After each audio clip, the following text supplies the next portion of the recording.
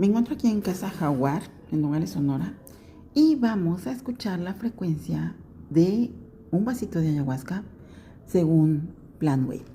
¿Tú cómo te imaginas que se escucha la frecuencia de la ayahuasca? Voy a moverlo para que llegue a las dos polaridades.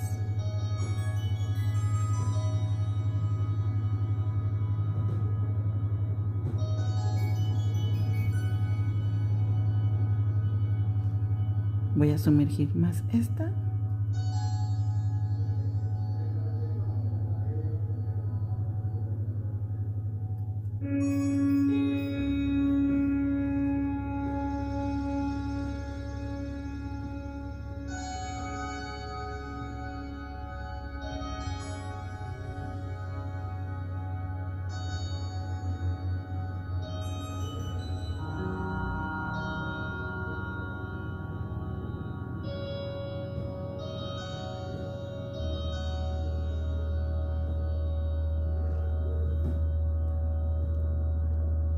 El sonido de la ayahuasca.